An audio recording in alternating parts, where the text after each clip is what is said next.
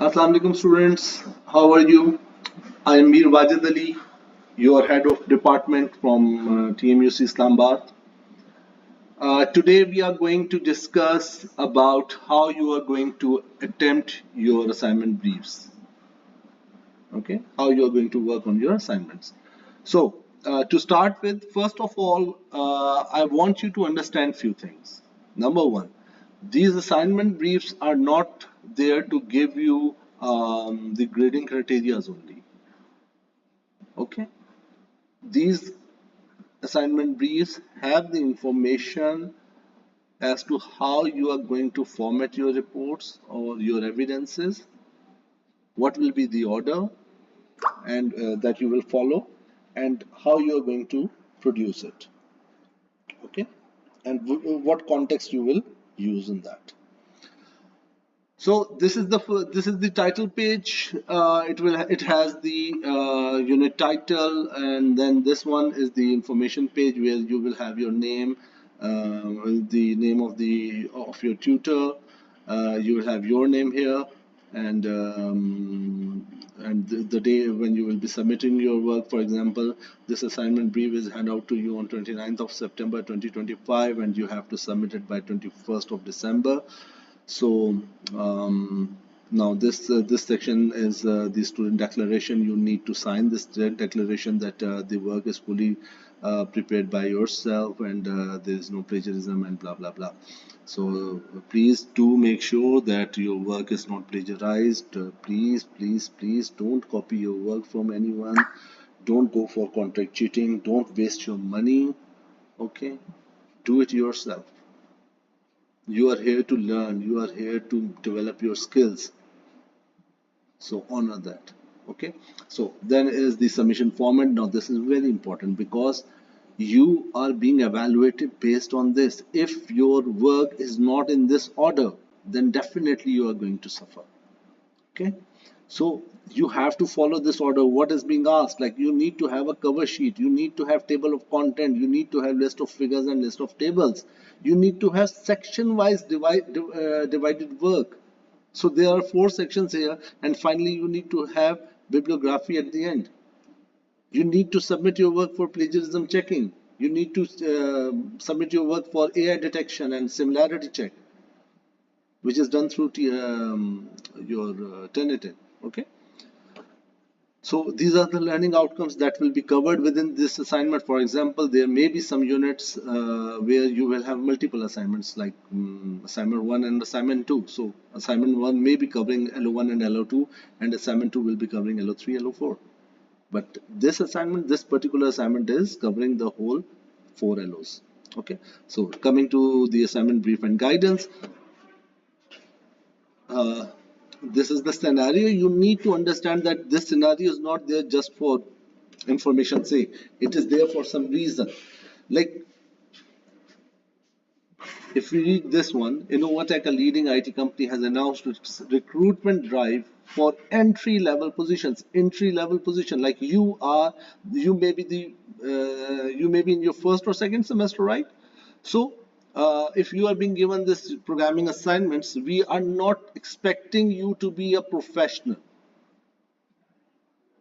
Okay, you are an entry level person who has just started programming. So we cannot expect a lot of things from you. That is why, like we cannot expect you to be a programmer in some organization. So that is why it is there as an entry level position. And you, being a potential candidate, will develop a work. Like you are there to justify your position and justify yourself to be an entry level person there in that organization. So it is there. So you need to understand, you need to put yourself in this role and then attempt this work, this assignment, because only then you will be able to produce a right evidence. Please, mostly what I encounter is that students attempt their assignment briefs as they are attempting their assignments. Questions and answers. These are not the questions and answers. This is something more. This is the activity. This is the real-time activity. We are giving you a scenario to put yourself in that role, consider yourself in that role, and then attempt as if it was actually being given to you. Okay, so you will follow that, and then these activities are there to produce the work. Okay, these are there. These activities are basically covering the relevant learning outcomes. So activity one is covering the learning outcome one. Okay, so now I will discuss the details about this. These activities and the requirements in these assignment briefs in their respective videos, but here my main focus is uh, to to guide you that there is a common misconception between students that they consider these grading criteria as the tasks. For example, I still encounter, after so many years, I still encounter students producing the work in a way that this evidence for P1, evidence for P2, evidence for M1, evidence for D1. That is wrong. That is entirely wrong. You are not understanding the requirements properly. You are not understanding the grading criteria properly. How? Okay. So generally, when you look at these grading criteria, you say P1 is asking something. So I will start working on that P1. Then you go for the P2 one. You give a heading and you start working on that P2. Then you go for M1 and you again develop an evidence that in your opinion is covering the M1. And finally you go with the heading D1 and you start producing the evidence for D1. Totally wrong approach and total waste of time and resource. Here I will give you an example. Consider this learning outcome which says define basic algorithms to carry out an operation and outline the process of programming an application. Okay, consider that this LO says we all like burgers, right? Okay, so consider that this learning outcome one, it asks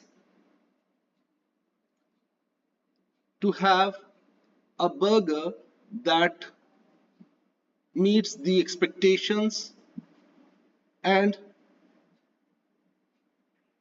is classified as a burger. Sorry, I could only make this up for now. And the P1 criteria in that to have a burger.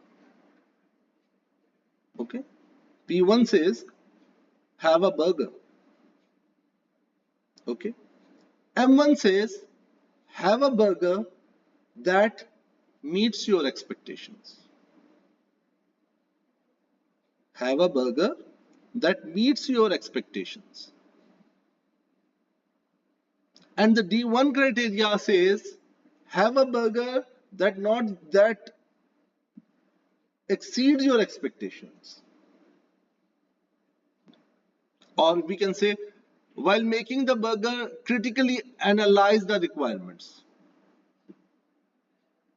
So these three main criteria, pass, merit, distinction, they are asking for burger. P1, have a burger. P2, M1, have a burger that meets your expectation. D, critically analyze the requirements to make a burger. Or critically analyze the requirements before making a burger. Okay. So in that case, what normally you will do, that first of all you will say P1, burger. You will give me a burger. For M1, you will give me another burger. And for D1, you will give me the third burger. I only asked one burger, that is P1. But that P1 could have been made in a way that it was going to, sorry again, yeah. So you could have make this P1 burger in a way that it would meet my expectation. And before making that P1 burger to meet my expectations, you could have critically analyzed my requirements, which were required in the D1. You could have critically analyzed my requirements, and then you could make the P1 burger in a way that is meeting my expectation. That first of all, that is a burger itself and is meeting my requirements, meeting my expectations, and my requirements have been critically analyzed before making it. So now let's elaborate it a bit. For example, you all must have heard the Anda Shami burger. Okay. Again, in modern days, we do not classify it as a burger, but still, if someone gives me an Anda Shami burger within P1, no matter I like it or not, or in fact, no, forget it. Let's have a KFC burger now, for an example. You have a patty, okay? You have a fillet, and you have a bun. If you take a bun, you put the fillet in it, and then you cover it with the upper bun, and you give it to me. Will it be termed as a burger? Some of you will say no, some of you will say yes. And eventually, yes, it is a burger. It will still classify as a burger because a burger has a bun and a patty or a fillet. So it is meeting the criteria of P1, but it is not meeting the criteria of M1 because this is not something which I expected. I was expecting mayo in it, and I was expecting some cheese there or some mustard there, maybe. Okay, but still, it's a burger. So you will get a P1 for it, but you will not get an M1 or even the D1 because you have not critically analyzed my requirements at all. So now coming to the next level. Um, okay, so while taking my order, you asked me, okay, sir, please tell me what would you like to have in it? And I would say, okay, fine, since I have blood pressure, so I definitely don't want anything which may trigger my BP, like salt or anything like that. Okay, but I definitely want to have mayo in it. I definitely want to have filet. I definitely want to have some ketchup, and I want to have the cheese. And you put the mayo on the bun. You put the fillet there. You put the ketchup there. You put the cheese there. You properly bake it and all, and then you give it to me. Okay. So tell me something. Aren't you justifying the P1? Yes, a big yes. Haven't you met my expectation because you have put everything there? Yes. So M1 is done. P1 is done and M1 is done. But have you met the D1 criteria? Have you critically analyzed or evaluated my requirements? No. Why? Because I mentioned you that I have a BP problem and I don't want anything that may trigger it. And what triggers the BP? Salt, right? Salt. So you did not cover that part. You had my requirement, but you did not critically analyze it, and hence you only met P1 and M1, and you were not able to met the D1 because you did not critically analyze my requirement, my expectation. So what you have done, what you should have done to achieve the D1 criteria is that you should have given it a thought. Okay, like sir has blood pressure issue, and definitely he should not have salt in his fillet, right? But without salt, fillet will not taste well, right? So what should we do? What should we do? We should go for synthetic salt. Like the sucral thing, the candle thing for the sugar patients, we do have synthetic salt that is made for people who are suffering from high BP. So you could have make the fillet using the synthetic salt, and in that way you would have met the D1 criteria. Got it? So end of the story is, the end of the day, you are going to give me one burger and one burger only, not the three burgers, not the two burgers, but the one burger. And based on that one burger, I'm going to evaluate you or assess you for which grade you are standing at. Whether you have made the burger, if you have, then it is a pass. If your burger has met my expectation, then it is pass plus, excuse me, it is pass plus it is merit. And if you have critically analyzed, critically evaluated my requirements, then it is not just pass or merit, but it is also distinction. Got it?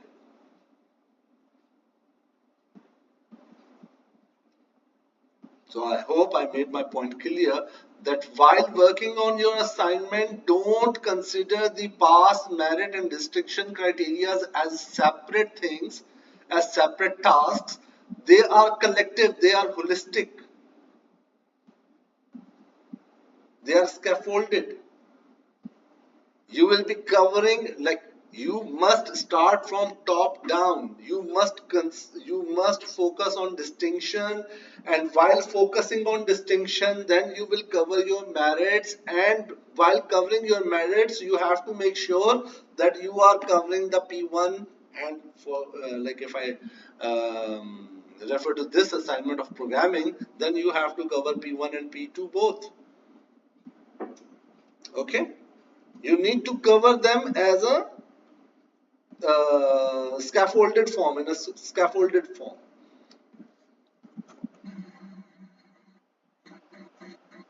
Now, sometime, it may also happen that, for example, I told you my expectations, I told you my requirements. You also considered, you critically analyzed my requirements, and you did use the synthetic salt while making the fillet. You met my expectation by putting the mayo and the cheese and the ketchup and the fillet and blah blah blah, everything there. But but instead of using bun, you used sandwich. you use bread. So although you have met my, like you are somewhat meeting my expectation and you did critically analyze my requirement, but the fundamental requirement, the P1 requirement was to have a burger. And for a burger to be classified as a burger, you need to have a bun instead of a bread. So, although you are meeting the D1 by critically analyzing my requirements, although you are meeting the M1 by putting the mayo, the cheese, and the ketchup there, but you forgot or you misunderstood the requirement for P1 that I did not ask for a sandwich, I asked for a burger. So, P1 is not met. And since P1 is not met, you're not going to be awarded for M1 or D1. You are automatically failed. Got it? Hope I made my point clear here. Wish you all the very best and thank you. One more thing, please do refer your work to your teachers from time to time so that you can get the guidance from them, you get a formative feedback from them. Please don't miss or don't be casual about your assignments, that you have ample time. Honestly telling you, if I were you, being the senior most person in the organization, being the most experienced person in the organization, um, if I were you and I am attempting this assignment of Unit 1 programming, it will take me at least a month or so, month or 5 weeks or 6 weeks time to complete this assignment. For you, even the 3 months are not enough. But you have to work on it. You have to not, you have not, you don't just need to work on single assignment. You are going to work on 4 assignments at a time. So please start focusing on your evidence, generating your evidences, start focus on your studies. Please do give time when you are in home, at least give 3 to 4 hours, 1 hour to each unit, daily basis. Only then you will be able to complete it in time. Please, bachcho, please. This is very critical, this is very important. आप लोगों का career इसके ऊपर depend करता है. What all time you will invest in it, ये आपको multiple times आपको रिटर्न करेगा. आज इसके ऊपर टाइम स्पेंड कर लो, आज टाइम इन्वेस्ट कर लो. ये इन्वेस्टमेंट आपको बहुत हाई रिटर्न्स जो है ना वो देगी. Please, wish you all the very best. Thank you very much. And if you ever need any facilitation from my part, please contact me through the program coordinators. They will link you with me. ठीक है? Take care of yourself. Allah Hafiz.